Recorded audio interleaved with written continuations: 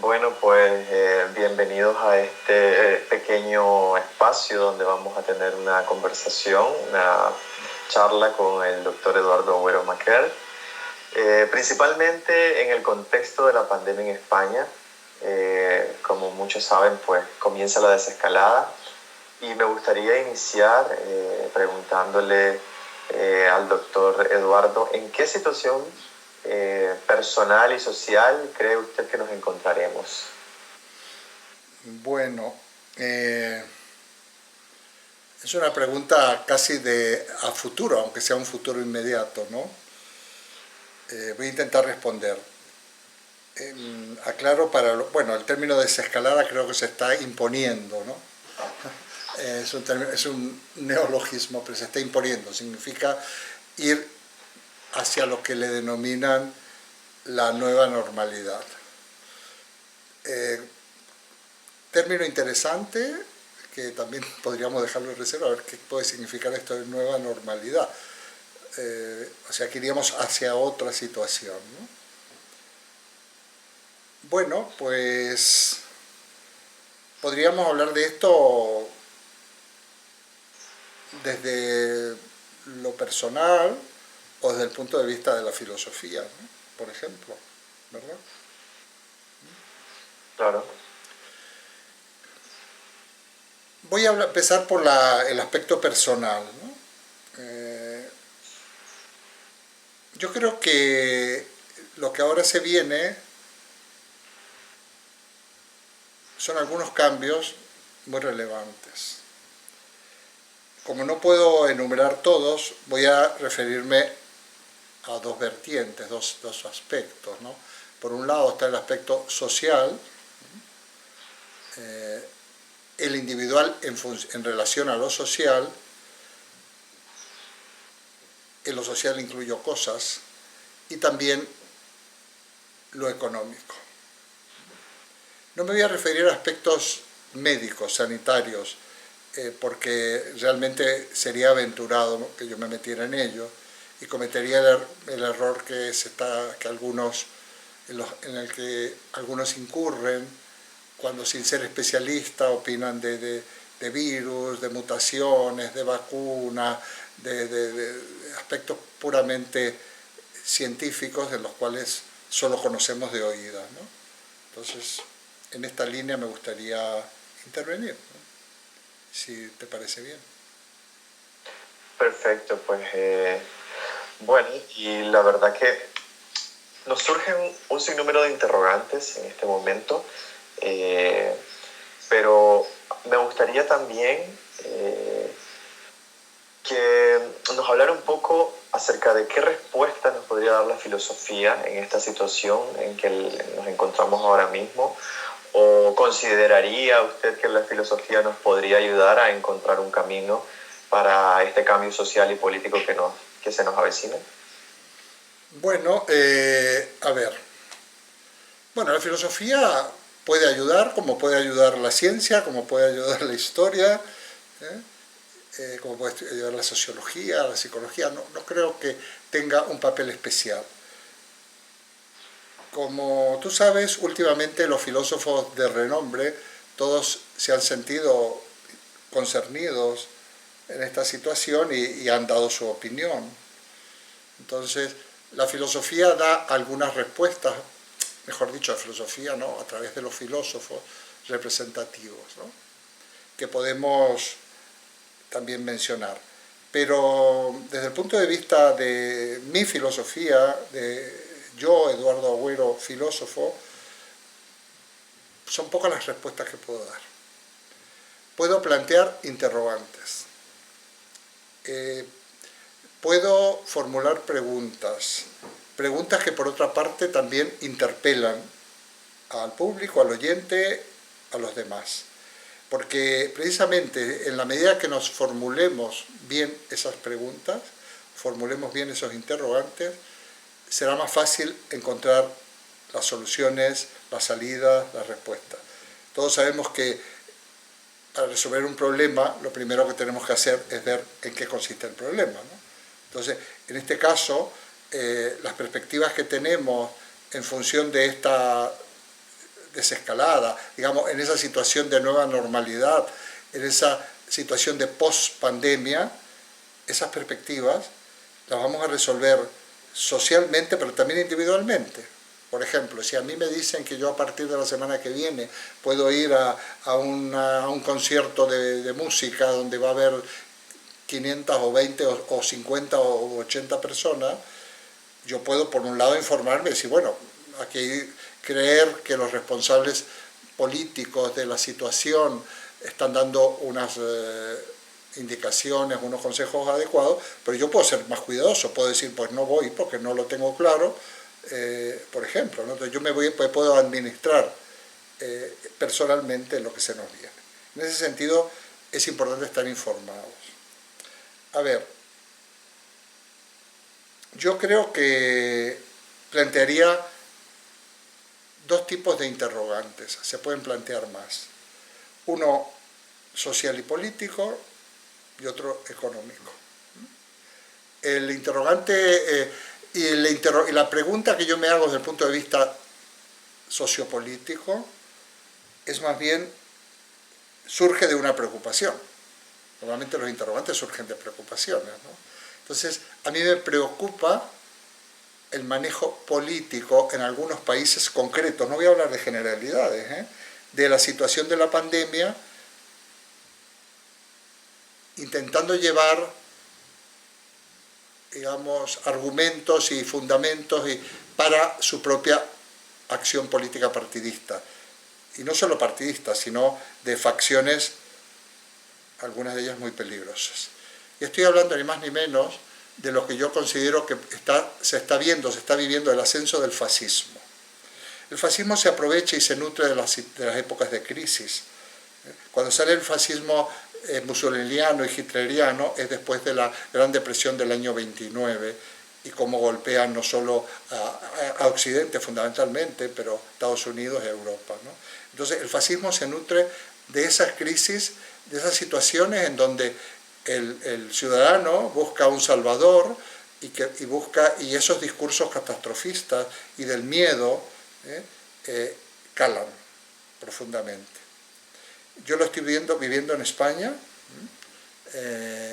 es espantoso lo que está ocurriendo, es lamentable, una facción que a mi modo de ver es fascista, que está en el Parlamento, que además ha adquirido fuerza y por lo tanto se está manifestando en las calles,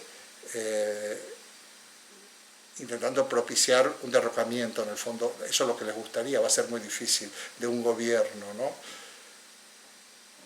Eso es tremendo. Pero en otros países, que no es la Unión Europea, digamos Brasil o incluso Argentina, está calcado. En Argentina es calcado. Los sectores conservadores,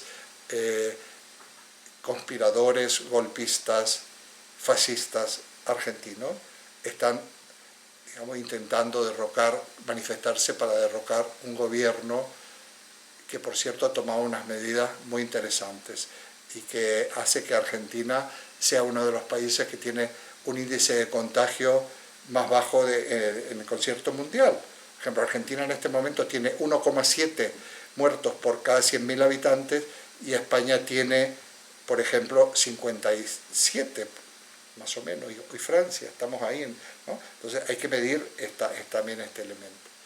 Entonces qué curioso que aquí hay caceroladas a las 9 de la tarde, qué curioso que en Argentina también hay caceroladas. Qué curioso que aquí se habla de gobierno liberticida y en Argentina también se habla de gobierno liberticida. Pues y a propósito del ascenso del fascismo, efectivamente pues iba por esa línea mi siguiente pregunta, ya que el prestigioso diario estadounidense The New York Times publicó este pasado viernes 29 de mayo en su edición en español un durísimo artículo de opinión en contra del partido de ultraderecha Vox acá en España, que firma el escritor y periodista argentino Diego Fonseca. Todo ello a raíz de las marchas convocadas por el partido Vox en contra del gobierno 2 fines de semana atrás. y este autor argentino dice que las imágenes que han dejado esas y otras protestas similares retratan de cuerpo entero a la peor derecha española desde el retorno de la democracia, la más banal y peligrosa.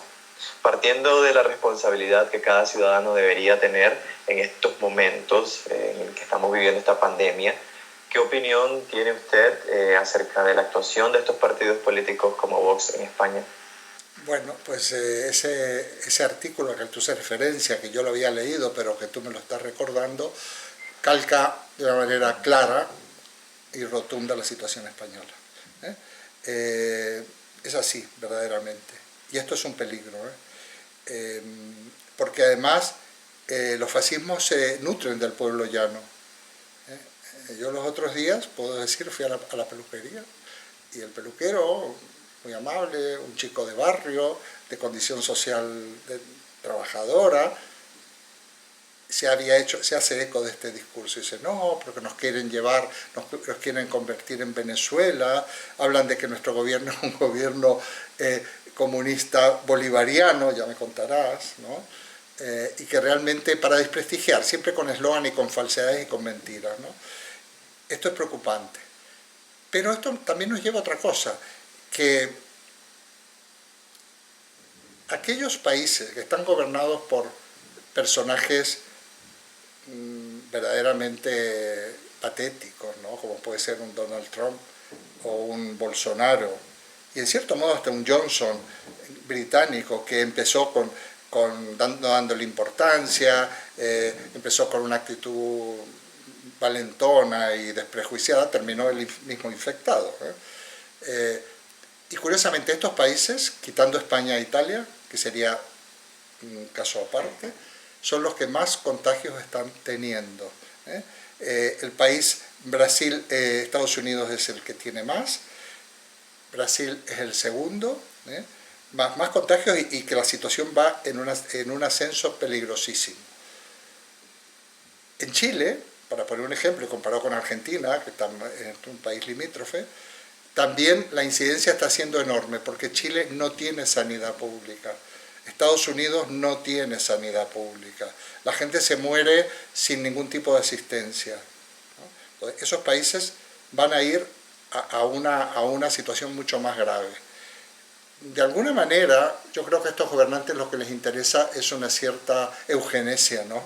Porque al fin y al cabo está atacando a los pobres, a los más pobres, a la población negra, que son los más desfavorecidos, los inmigrantes latinos, que viven más hacinados y en condiciones de salubridad peores. En Brasil parece que supongo que para Bolsonaro sería muy interesante que empezaran a morir indígenas del Amazonas, así la devastación todavía puede estar más justificada. Realmente ellos piensan casi que les conviene. De hecho, escuchaba ayer a un periodista que parecía que las posibilidades de reelección de Trump no han bajado, sino al contrario, porque Trump se nutre de esta situación catastrófica y de este miedo que se ha producido. Si a eso unimos el asesinato de esta persona, el apellido no me acuerdo en este momento, que fue muerto, digamos, a raíz de una rodilla que le presionaba su garganta, una muerte en vivo y en directo, donde él decía, por favor, que no puedo respirar, que encendido a Estados Unidos, que no sabemos a dónde va a llevar, porque en la historia el hilo se corta siempre por lo más delgado y no todo está atado y bien atado. Pienso que se viene que ya podemos ver, de alguna manera tenemos signos de lo que se puede venir. En algunos países, azonadas sociales, violencia de todo tipo, ¿no? Entonces, el fascismo es violencia, el fascismo es estigmatización, estigmatizar a etnias y situaciones, ya sea los gitanos, ya sea los judíos, ya sea los hispanos, ya sea los negros. Entonces, esa es la situación. Tenemos unas señales. Entonces, eso sí que nos tiene que preocupar. Eso sí que nos tiene que preocupar. Hay también otras teorías por ahí que intentan fundir miedo, pero esto es real. La consecuencia directa, una de las consecuencias directas va a ser el ascenso de los salvadores de los fascismos. Y para entrar un poco más en contexto de esta crisis y la situación económica, bueno, tenemos dos cosas, el manejo de la crisis y el populismo y lo que se nos avecina, ¿verdad?, con esta crisis económica. En ese mismo artículo del The New York Times también hacen referencia a que el gobierno de Sánchez, acá en España, falló en el manejo de la crisis del coronavirus. Hay hay críticas severas a la gestión de la pandemia en varias naciones, como muy bien usted lo ha dicho, tanto en Estados Unidos, Brasil. Bueno, hablan también de México con López Obrador acerca pues, de su gestión, de Boris Johnson, de Daniel Ortega en Nicaragua también, pero no es el caso de España, ¿verdad? Según este artículo, como otros líderes europeos, el gobierno de España subestimó el impacto de la pandemia y reaccionó tarde, pero no ha respondido con cinismo ni tienen un plan autoritario de control social. Entonces, en este contexto, ¿qué pasaría o qué va a pasar con la crisis económica o la recesión económica que se está produciendo ya? Bueno, mira, lo primero, a ver, hay que intentar ser lo más objetivo posible. Yo creo que sí, que a Italia y a España esta crisis le pilló de sorpresa. Sinceramente, le pilló de sorpresa. Italia fue el país occidental primeramente afectado, y por una razón, porque Italia es un país turístico de primer orden, y entonces en Italia hay un flujo de personas de todas las nacionalidades. Fíjate que yo mismo vine de Nápoles unos días antes que se decretara aquí la cuarentena, que incluso estuve dudando, porque tenía un viaje a Nápoles, tenía unas charlas, tenía un encuentro filosófico, estuve dudando, fueron tres o 4 días que fui, estuve de vuelta el 19 de febrero, ¿no? Y estuve dudando, y consulté con personas que entendían, ¿no? Y me dijeron, no te preocupes, eso, no va a ser tan grave, yo creo que exageras, puedes ir tranquilamente, ya verás. Y yo tenía también preocupación porque presentaba un libro precisamente al día siguiente de mi regreso, y además si me dejan allí en cuarentena, digo, no voy a poder presentar mi libro, que ya he convocado a la gente, bueno, problemas menores. Pero me fui con preocupación. Estuve en Nápoles no empieza el problema en Italia, pero estuve una visita, ya había estado otra vez a las ruinas de Pompeya, y claro, en ese tren que íbamos y en esos medios estaba lleno de extranjeros y también de italianos del norte. O sea que yo supongo que el virus ahí podía estar dando vueltas. Yo no regresé ileso. No hubo ese problema en el sur, la pandemia en Italia, la propagación de este virus se desarrolla en Lombardía, la capital de Lombardía, de alguna manera, es Milán, que es un poco la capital económica de Italia, y ahí fue terrible. Yo creo que a Italia se lo pilla de sorpresa. Nosotros vinimos unos cuantos días después, más o menos miramos lo de Italia y empezamos a poner las barbas en remojo y decir, bueno, no, aquí vamos a tener que cuidarnos. Y al principio nadie creyó o nadie pensó que esto era tan grave. Pero además había otro problema. Ya hablo de España, que es lo que yo conozco. La mayor cantidad de muertos en España ha sido Madrid, sobre todo la ciudad de Madrid. Madrid es una autonomía, es una provincia con unas competencias se llaman autonomías aquí en España. ¿Quiénes se mueren? Bueno, fue devastador en las residencias de ancianos, pero muchísimo. La mitad de los muertos de Madrid son las residencias de ancianos que estaban mal atendidas. El gobierno de derechas del Partido Popular, que gobierna la Comunidad de Madrid desde hace un par de décadas, ha desmantelado la sanidad pública y ha externalizado, que se llama, o sea, ha dejado en manos privadas la gestión de los centros, la mayoría de los centros de las residencias de la tercera edad. Lógicamente, quien da eso a la empresa privada la empresa privada no es una ONG e intenta ganar dinero. Y ganar dinero es cobrar mucho a los usuarios, sí, con 2 o 3 camas libres para asistencia con gente con necesidades, y explotar al personal que tiene, pagarles mal, e incluso los que trabajan ahí son gente relativamente menos cualificada, o por lo menos gente o sobrepasada por las circunstancias. ¿No? Ellos son cualificados, pobres, lo que pasa es que están sobrepasados por las circunstancias.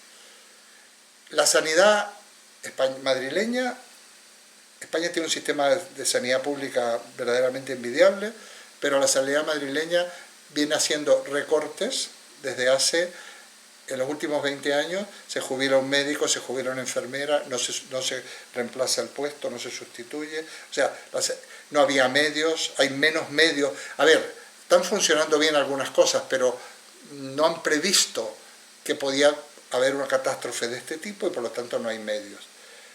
La investigación científica con los gobiernos, el último gobierno no solo de Madrid, sino el gobierno de los 2 mandatos de Santiago, de Rajoy, del Partido Popular de derecha, han dejado de subvencionar, han bajado mucho lo que gastan en investigación científica.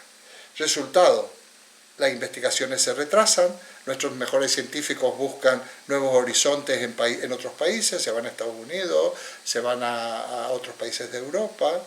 Entonces es toda una cadena. Entonces, con esta situación se encuentra el actual gobierno.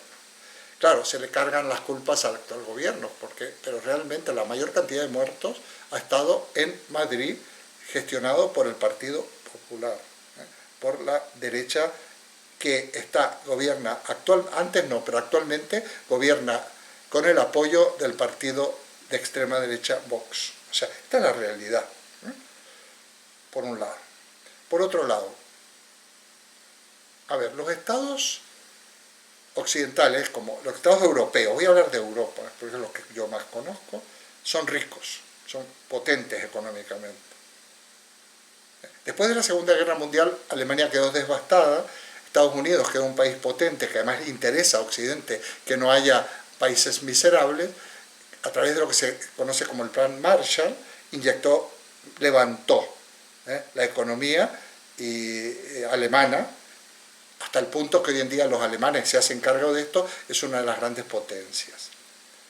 Muy bien, nosotros ahora, el Plan Marshall, esa inyección de capital, de dinero, ya lo podemos hacer los estados, porque macroeconómicamente nuestros estados son estados ricos, como lo es por ejemplo México o Brasil, por hablar de América Latina. Como estado, México es una potencia, lo que pasa es que la distribución de la riqueza es espantosa, pero el volumen de ese estado que tiene tanto y sobre todo de materias primas y el potencial, porque tiene mucha población y la población es riqueza, pero aquí, por ejemplo, los estados son ricos. Entonces, depende de quién gobierne, está la solución. Este sería el segundo interrogante. ¿Qué va a pasar? ¿Qué respuesta se puede dar? Bueno, la respuesta es que a ver qué hacemos con la riqueza que tenemos. Entonces, se puede hacer 2 cosas. O una política de recortes salariales, de despido, de no subvención, de dejar que la gente muera de hambre o de desasistido, o distribuir esa renta. En España, ayer o hoy, me parece, no sé si sale hoy en el boletín o ayer en el boletín oficial del Estado, sale una ley que este gobierno socialista en coalición con Unidas Podemos, la fuerza emergente de la izquierda que lidera Pablo Iglesias, se ha aprobado un salario mínimo vital que va a aplicarse a unas 850.000 familias. Esos son 3 o 4 millones de habitantes que van a permitir que no caigan en la indigencia. Unos interesantes ingresos, básicos por supuesto, y eso significa, ¿quién lo va a pagar? Pues lo vamos a pagar todos. Esto es un rescate, autorrescate, es un autoplan Marshall, digamos, para que la gente pueda realmente vivir. Por supuesto que ese salario, también esa gente mueve un poco la economía, porque esa gente tiene que consumir, tiene que comprar alimentos, tiene que... Esto para mí es una medida. No es España el único país, hay otros países que ya se está aplicando. Entonces, hoy hay una política socialista en sentido amplio, de distribución de la riqueza, de asistencia a la gente que lo necesita, puesto que nosotros aquí pagamos muchos impuestos, o hay una política como lo que aplicó el gobierno de Mariano Rajoy, del Partido Popular, de la derecha, en donde eso dio paro, eso dio contratos temporales que se llaman contratos basura, hay gente que tiene 35 años y todavía no ha conseguido un contrato fijo, y esa es la política que se aplica en países como Estados Unidos, en donde hay gente que no tiene derecho a la salud, no tiene derecho a la sanidad, y esto ahí va a ser catastrófico. Estados Unidos ya lleva 100 y pico mil muertos, pero van a morir, no sé, cientos de miles. Bueno, esto es un tema, digamos, para resumir un poco. Por un lado, ojo con el aumento del fascismo. Esto tiene que producir no solo interrogantes, sino preocupación y acciones antifascistas, por supuesto pacifistas, pero de denuncia, de un ejercicio responsable del voto, etc. Y por otro lado, el aplaudir esta paga solidaria hacia aquellas personas más necesitadas. Digo solidaria porque también se pagan con nuestros impuestos. Y no... ¿Por qué estar en contra de la derecha de esto? Porque lo que quieren es que haya un exterminio, que la gente muera por inanición. Lo que quieren es que el trabajador trabaje por nada, porque si la miseria es muy grande, ellos podrán pagar salarios de basura. Hay un dato de Europa. Gran Bretaña fue de los países con estos gobiernos conservadores que más recortes ha hecho en sanidad, también en educación y en obras públicas. Pues la expectativa de vida del ciudadano británico en la última década ha bajado varios puntos porcentuales. España sigue siendo el país con mayor expectativa de vida, el segundo país del mundo después de Japón. Nuestra expectativa de vida es enorme. Pero, como dice Lagarde, la del Fondo Monetario Internacional, la longevidad es un factor de riesgo de la economía. Entonces, todo lo que signifique que mueran, que no se atiendan, por ejemplo, a los ancianos o a personas pobres que verdaderamente hay que de alguna manera mantener, es un éxito, es algo positivo para la economía. Realmente. Fíjate, un último dato. ¿Cuántos muertos? Siempre hay una polémica. ¿Cuántos muertos por el coronavirus ha habido en España? Bueno, es muy difícil. No siempre esta estadística se puede hacer porque hay gente que se ha muerto por esto, pero que no, como no se la había hecho, no computan, ¿no? Habrá otra gente que son efectos colaterales. En la medida que se han visto colapsados los centros sanitarios por la pandemia, se han suspendido otros servicios de gente, tratamientos contra el cáncer, otro tipo de tratamientos, de diálisis, de tratamientos para otras enfermedades que también han causado muertos. Lo que está claro es que del año pasado, de hace un año ahora, ha descendido el número de pensiones que se pagan, en 48.000 pensiones menos, de jubilados. Esos son los ancianos, pero también se han muerto otros. Pero para que veamos que realmente eso significa, no sé si son 30 millones de euros. Digamos, cuanto más muere gente mayor, ancianos, cuanto más gente necesitada muere, en cierto modo es mejor para la economía. Esto es porque la longevidad y un estilo de vida saludable es un riesgo para la economía. ¿Qué quiere decir esto? ¿Por qué es un riesgo? Porque es un riesgo para la economía, para este sistema neocapitalista. En otro sistema económico, con otro tipo de redistribución, pues no habría problemas.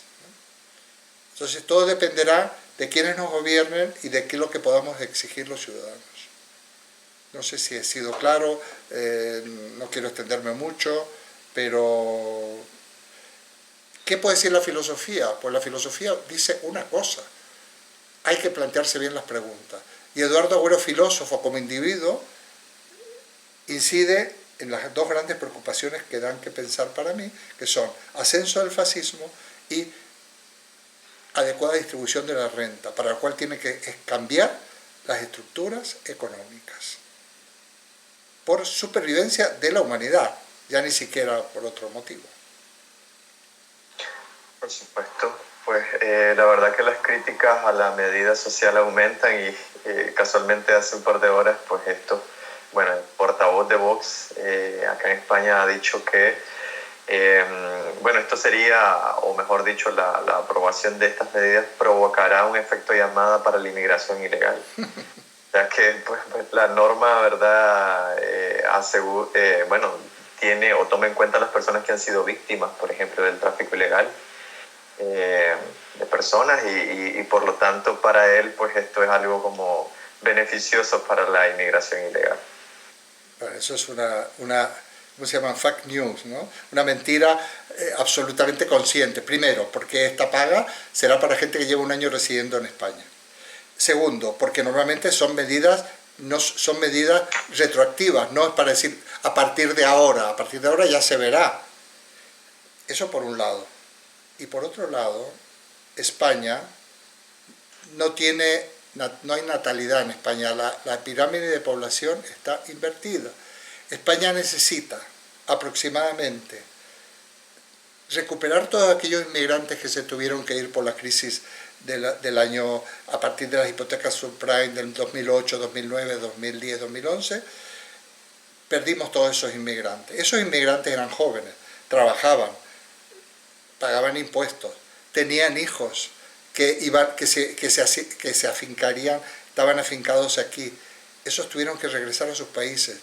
Por ejemplo, la colonia ecuatoriana, excelentes inmigrantes ecuatorianos han tenido que regresar todos a Ecuador. Entonces, no solo tenemos que recuperar los que se nos fueron, sino que necesitamos el doble. España necesita, hay distintas prospecciones, entre 2 y 4 millones de inmigrantes para que la economía funcione, porque no tenemos gente joven, porque no se renueva la población, porque no va a haber quién va a pagar las jubilaciones de la enorme gente, de tanta gente mayor que hay, su sanidad, quién va a pagar. O sea, en España se cerraban las escuelas, se han cerrado muchísimas escuelas, porque no hay niños. Cuando los inmigrantes empiezan a tener hijos, empiezan a reabrirse esas escuelas.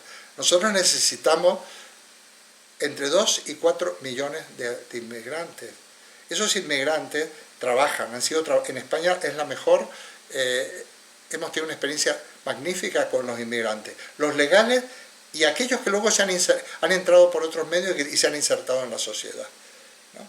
Y España no los ha explotado tanto como, por ejemplo, como están explotados en Estados Unidos, que todavía hay inmigrantes de décadas con niños ilegales, claro, con niños ilegales de hispanos, de mexicanos y demás, que esos niños siguen siendo ilegales y en cualquier momento niños que han nacido en Estados Unidos se los puede regresar quién sabe a dónde, porque ya no tienen una ciudad de origen, ni una casa, ni nada. Entonces, realmente es un discurso totalmente absurdo, falaz, para fomentar el racismo, la xenofobia, ¿no? Es para eso, porque realmente ya quisiéramos tener esos inmigrantes que dicen que... Y por supuesto, me parece bien que toda persona que habite el suelo español se beneficie de los servicios sociales. En España, el inmigrante ilegal, el que sea, si se enferma, va a ser atendido en un hospital en condiciones. No se lo va a dejar morir, ¿no? Porque si no, la gente ni siquiera les piden un certificado de empadronamiento, pero la gente, si fuera perseguido con ese registro, no lo haría, y no son perseguidos, sinceramente no son perseguidos. Y los niños van a la escuela, todos tienen derecho a la educación de calidad, a la sanidad.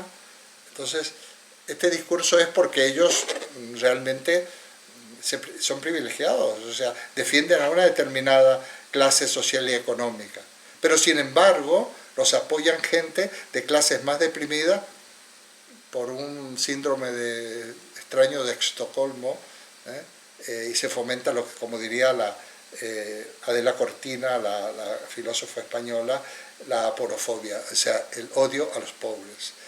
Es el odio a los inmigrantes, el odio a los diferentes, son realmente, se nutren del odio, estas posturas en ascenso, que las tenemos aquí. No es que vaya a pasar mañana, es que existen. Entonces, o reaccionamos pronto, o una de las consecuencias va a ser ese, el ascenso, espero que no el poder del fascismo, aunque ya hay zonas donde el fascismo tiene poder, hay zonas de España donde está gobernando, en Madrid está gobernando, en Andalucía, que es la tercera parte de España, una población enorme, formada por, como los que saben, por Córdoba, Sevilla, Cádiz, Málaga, en fin, suenan todos estos sitios, gobiernan en coalición los fascistas, o con el apoyo de los fascistas.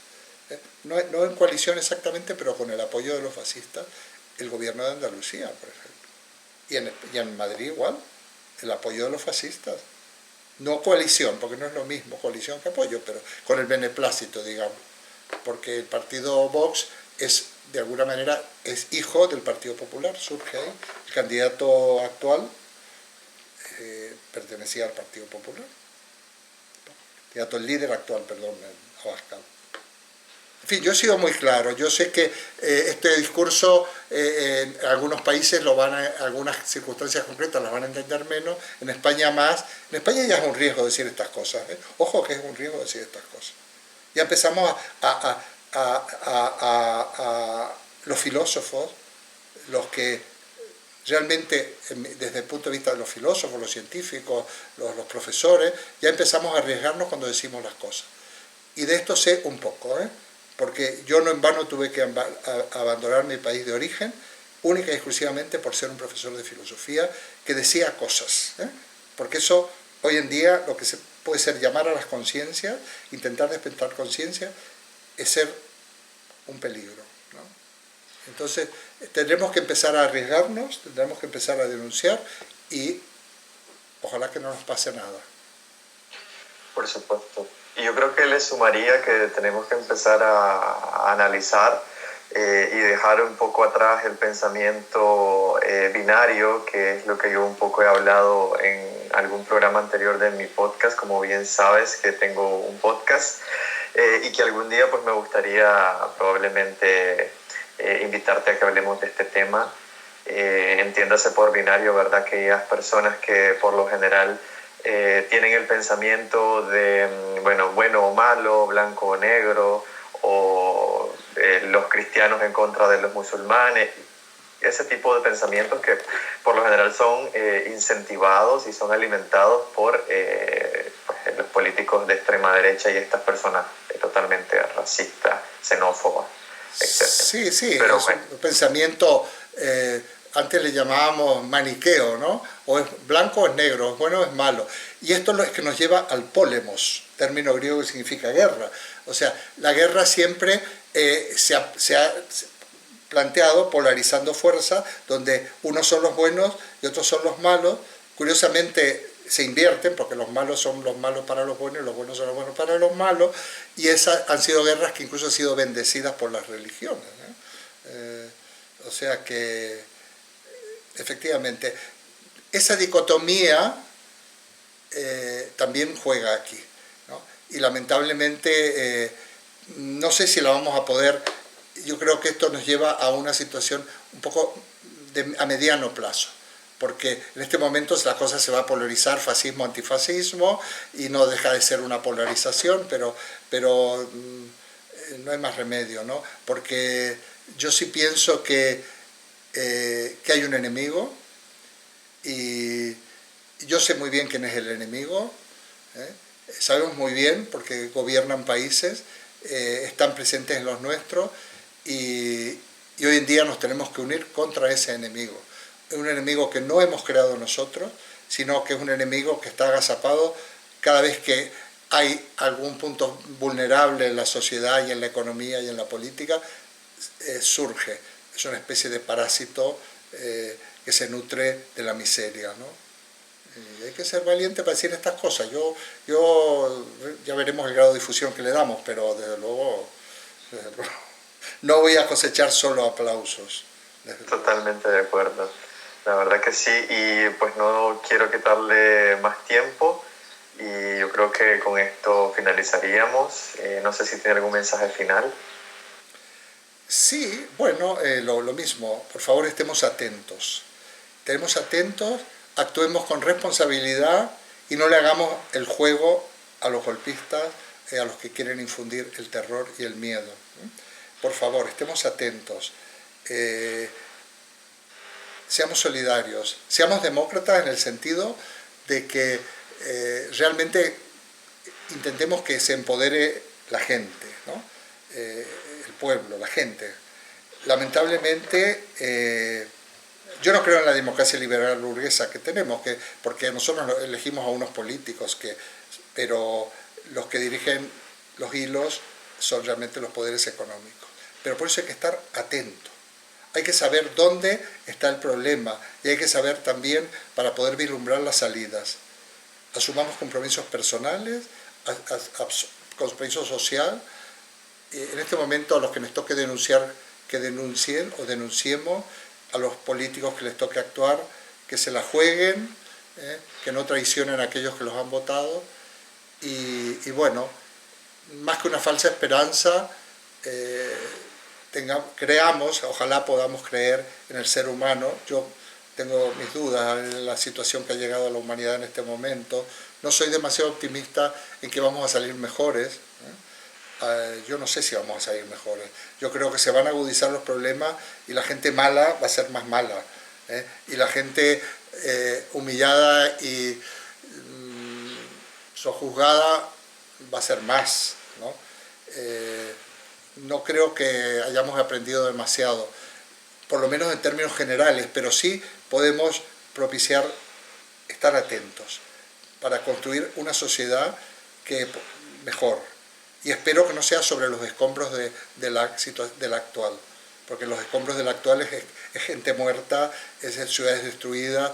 Pensemos en conflictos, por ejemplo, que no estamos hablando, todo lo que pasa en Siria, la cantidad de muertos, la cantidad de refugiados, la miseria, la barbaridad que permitimos, porque claro, este virus, esta pandemia nos afecta a nosotros y las otras que ni siquiera se han resuelto, el ébola, la malaria, hasta el mal de Chagas en algunos países de América Latina, que es una cosa antiquísima, que lo producen las vinchucas, que significa, es increíble, ¿no? O los rebrotes del sarampión, porque ahí están los antivacunas, que esto sería otra cosa, ¿no? Los que yo le llamo los terraplanistas, que están negando desde el cambio climático hasta las cuestiones elementales contra las que hay que luchar, ¿no? Y entonces, ojo, que hay muchos peligros, no hemos hablado ahora, ¿no? También están los buenistas que creen, no, pensamiento positivo, no, si vamos a ser mejores, vamos a aprender, tengamos esperanza. Sí, bueno, claro que tenemos que tener esperanza, pero la esperanza tiene que estar fundada en algo. Entonces, desde una postura realista, lo único que puedo decir, estemos atentos. Juguemos el papel que nos toca jugar para propender a una sociedad mejor. Y tengamos claro quién es el enemigo, porque hay un enemigo bifurcado en algunos personajes. Muy bien, pues muchas gracias por su tiempo y por haber compartido esta interesante conversación. Seguramente pues pasaríamos mucho más tiempo charlando, pero bueno, lo dejaremos para otra ocasión y pues esperemos reunirnos pronto. Muy bien, muchísimas gracias Edwin Cáceres y seguiremos. Ok. Bueno, sed felices, cuidaos mucho y estad atentos. Pues nos escuchamos en una próxima ocasión. Muy bien, muchas gracias. Gracias. Muchas gracias, muy amable.